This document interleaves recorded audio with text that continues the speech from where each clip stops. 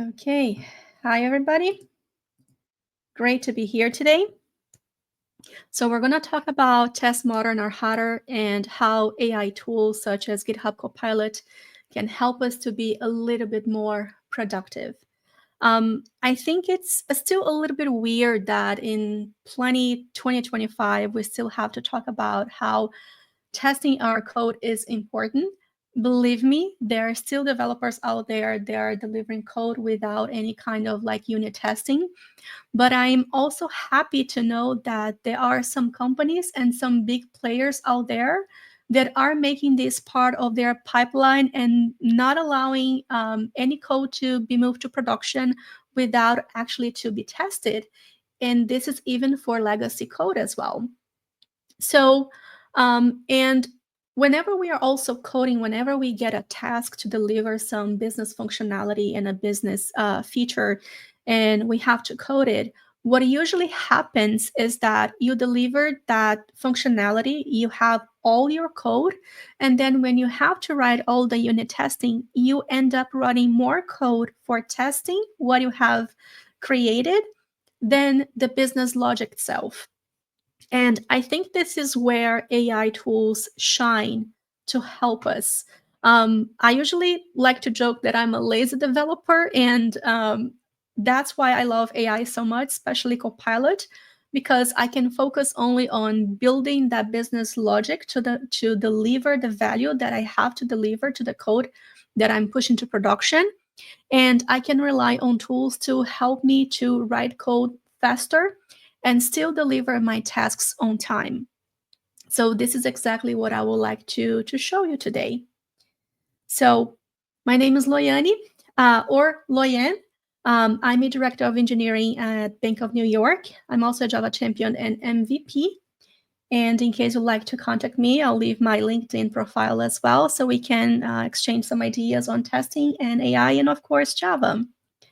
So let's get directly to the code. This is going to be a complete live coding session, and let's get to it. So give me 1 second and I will switch my screen. Hopefully you can see VS Code. I'm going to use VS Code here. I got very familiar in using VS Code for Java. It has become one of my favorite editors and IDE as well. But I do love IntelliJ, don't get me wrong. But especially when working with Copilot, I do prefer to use VS Code, even if it's a Java project. Quickly, I have created a REST API, a very simple REST API, and I'm just going to show you very, very quickly. So we have an entity, which is a document where we have a few columns here. We have a few properties here for this product. We also have, of course, the repository, so we can connect to the database.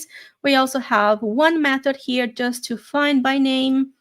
We also have a service class. We're kind of use the MVC pattern here, where all the business logic is in the service class.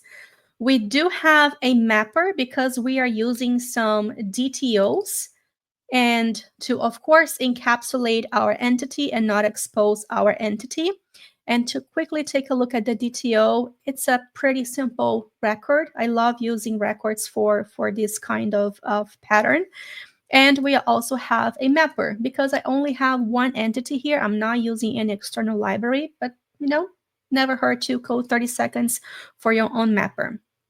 So we have find my ID, we have a create, we also have Jakarta bean validations, hibernate validations here as well, just to make sure that we are validating input. Update, there are some logic here. We cannot create duplicated products, so we cannot try to update a product with a name of another product, hence duplicating it. And very simple code, like 70 lines of code for the entire business logic that we have over here. And of course, the controller is pretty lean and simple. We're only exposing the service and then exposing all the endpoints and the DTO as well, so we can call the service. Very, very simple. And we also have some controller advice just so we can handle exceptions. Right now, if we take a look, so if I click on this lab icon, I have 0 tests configured. This is a Spring project. And I also have some test containers, because why not just give a little bit of twist and enhance as well and go beyond the unit testing and add some integration tests here. So I have some test containers here as well. And if you go to my pom.xml file, you will see that we have the test containers and also the MongoDB container dependency. So pretty simple project. We have 0% of test coverage right now. So what I'd like to do here today with you is let's see how much we can do within the next 10, 15 minutes and see where we are. And this is exactly the message that I would like you to take today. Within 10, 15 minutes, a very simple REST API will see how many lines of code we are able to do. And we will not write too much code here. We're going to rely on AI to do all that for us. So two approaches that I would like to show you today. The first one, I'm going to rely completely on GitHub Copilot chat. So to do that, let me open Copilot chat over here. And there are a few things that we can do, right? A few approaches. I'll show you what usually works the best for me and what I have done it before. You can, of course, there are a few different options, but there are a few tricks here in Copilot so we can leverage and get the most out of it.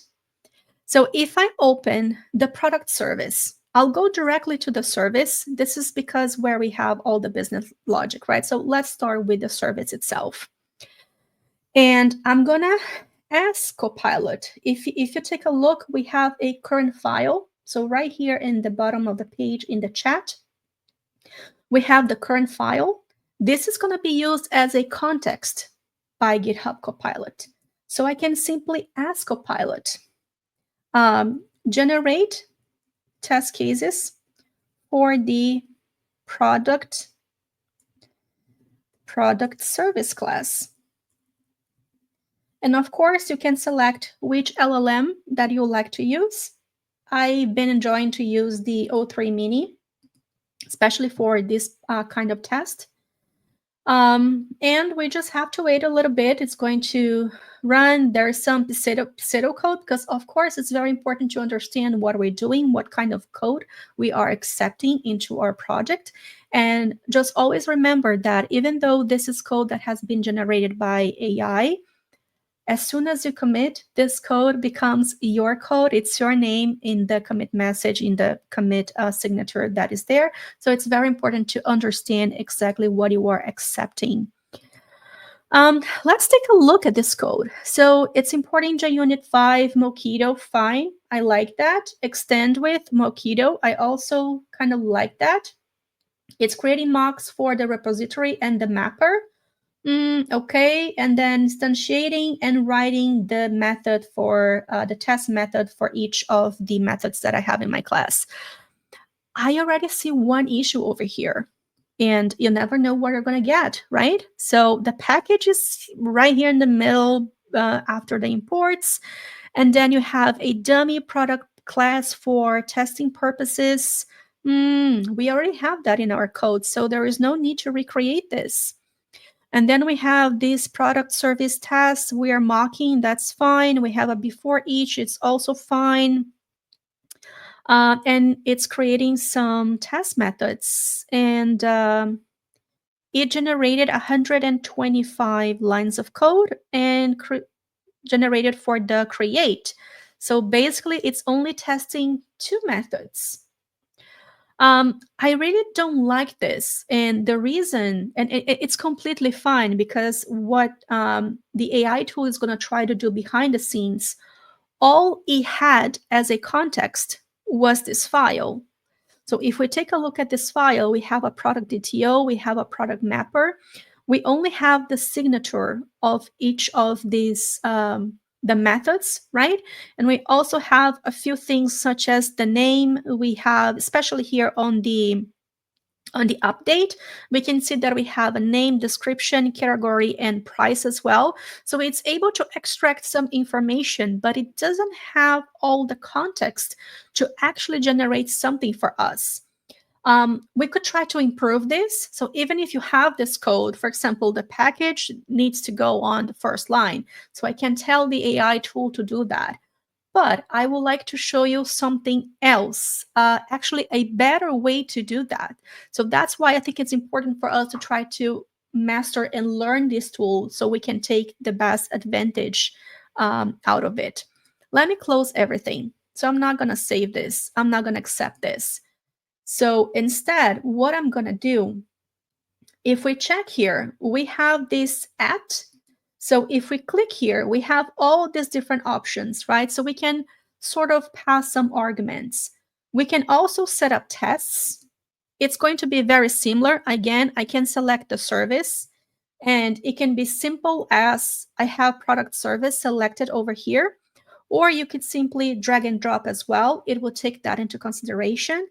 I don't have to write anything. All I have to do is press enter. And again, the tool is going to use one reference and will try to generate the code for us. Again, it's going to give us a few options here. I didn't give us much in this particular case. So I really don't like this at all. Let me show you something else instead. Let me click on a new so we can start from scratch. And what I'm going to do, I can leave this file open. That's fine. Don't have to close it. But if we come here again and I select the workspace, this is the trick for me, especially when creating tests, so I don't have to coach Copilot too much. So what I'm going to do is generate unit tests for the product service class. I'll press enter. Now, look at the difference here. It is using 21 references instead of that one particular file.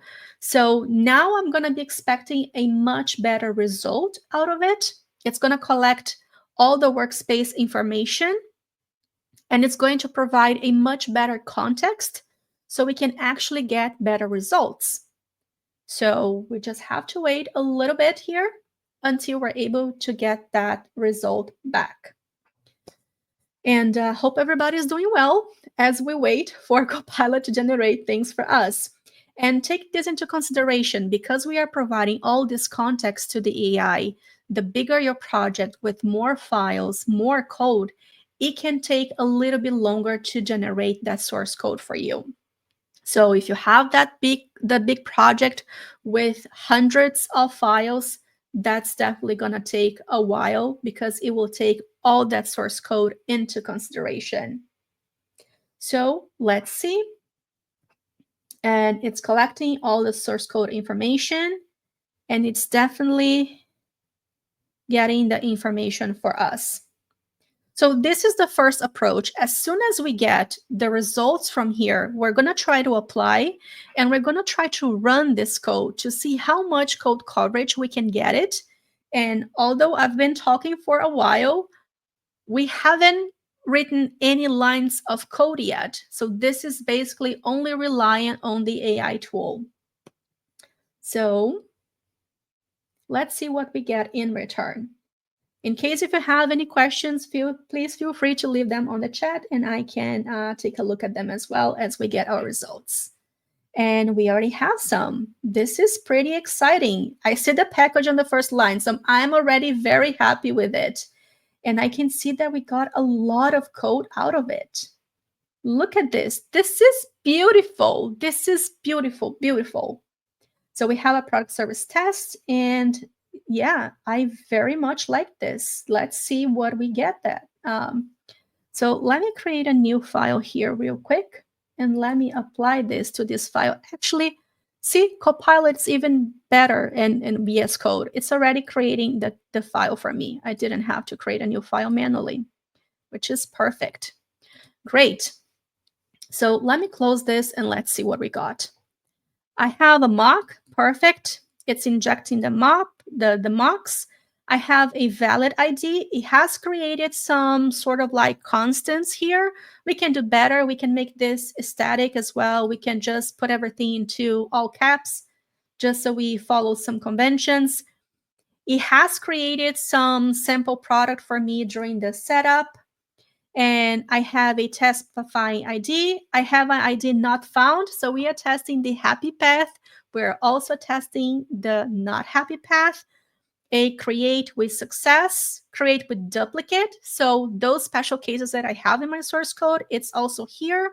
The update success, different ID, not found.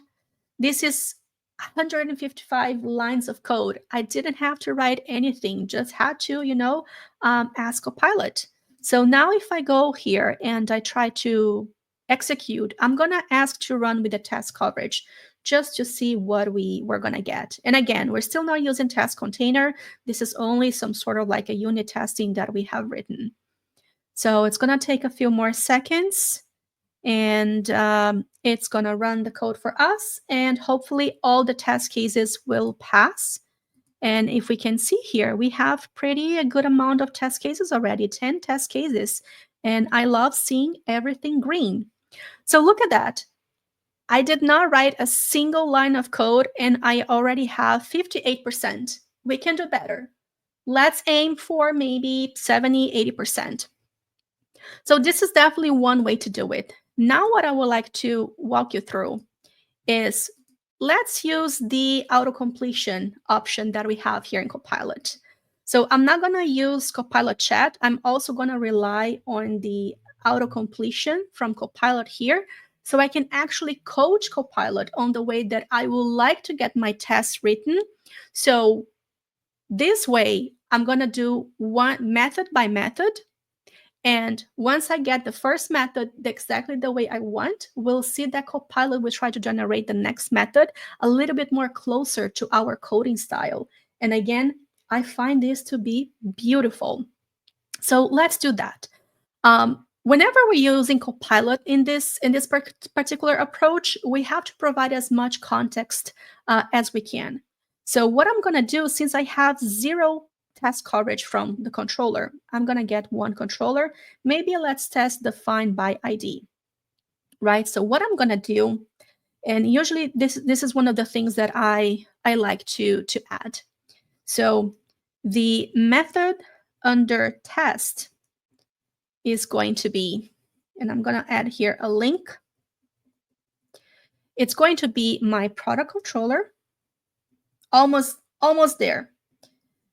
Controller, find by ID string. Perfect. And now let's see, we get a test, of course. The other thing that I would like to also to coach Copilot is what exactly I would like to test.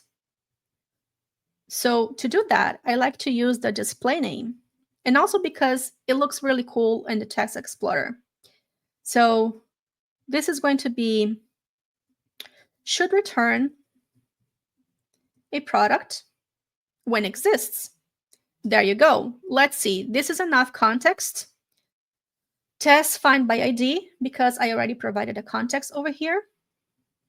And I think I need to import this again. Let's see. It's the Jupyter API. And I have a product, and probably I need to import the DTO as well. Yes, I need to import the DTO. Get for object, it's fine. I'm fine. We could do better than this, but for now, it's okay. I also have a product. So one of the things that I'm going to do here, I'm going to create a static method that returns a product. Let's see if Copilot's going to be able to give me something. Create product. Nice, but I don't want this. I want to create something like this. So I'm just going to copy here really quick, sort of like a data factory of some sort. And what I'll do here, and what's the name of my method? Create product. So create product. There we go. Okay, I like this. We need to also set an ID. And there we go. So these assertions here, I don't like it very much. So let's see. I'm just going to remove and see what Copilot is going to come back with me. So first, assert not null. And I'll get a response. Yes, this is it. And then maybe we get assert equals. Let's see the response. And then I'll get the ID with the product ID. Get ID. Perfect. This is pending now because this is a record. Okay, now Copilot gets it, and it's giving me everything else. Okay, this is good. Let's see if this is actually passing. So we're going to run. This is the test containers, and it's actually going to rely on MongoDB integration tests, and it's going to test our code end to end. We're not mocking anything, which is the beauty of test containers. And there we go. It's running. And as it's running, we'll also check, because it's test containers, it's going to take a little while because it's going to use our Docker Compose. It's going to try to bring up the containers, run the tests, and then remove the containers as well. So still running.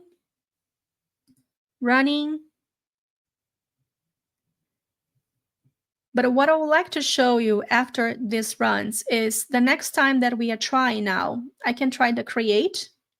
I'm going to do the test. See that now the whatever Copilot's trying to guess what I'm trying to write next, it's actually getting my style of coding.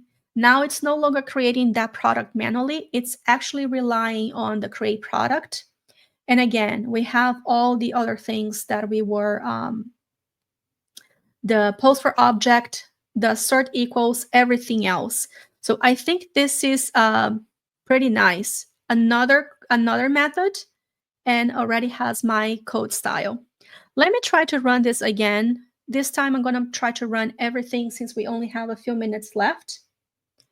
And we're going to see how much test coverage that we got out of it. Again, here, you're going to try to coach Copilot, but you're going to get something that is a little bit closer to what you were written if you're just doing this from scratch. So we have created basically 90 lines of code. And here again, we have 156. So 240. Let's round it up. 250 lines of code. And we did that in what? 15 minutes. Just doing that. We have 13 test cases now that have been added to our project, which is a pretty good number considering this is a very small API. And now all we have to do is to confirm how much test coverage that we gotten with only a 15 minutes with minor effort from our side. This is something that I really enjoy, and this is when I get the most out of the AI tools. I really love using Copilot and coding assistants, especially to write unit tests for me, because I think this is where it adds more value and allows me to spend more time actually writing the business logic instead of spending my time writing a lot of the test cases that I need to write. So just a few more seconds so we can do that double check of how much test coverage we've gotten out of this exercise. And if you have any questions in the chat, let me know as well. We're almost done here. Just waiting on the test coverage scripts. And it seems now it's running. Let's see if everybody is passing. I want to see the green check. just again, wrapping up everything. And look at that. 86% of test coverage in our project. We only would have to test the exceptions, but this is a pretty good number, and now we can pass all the quality gates as well. So again, I hope you have seen what you can do. In case if you have any questions, or if you like to chat a little bit more, please connect with me on LinkedIn, and I'll be happy to do that. Thank you very much.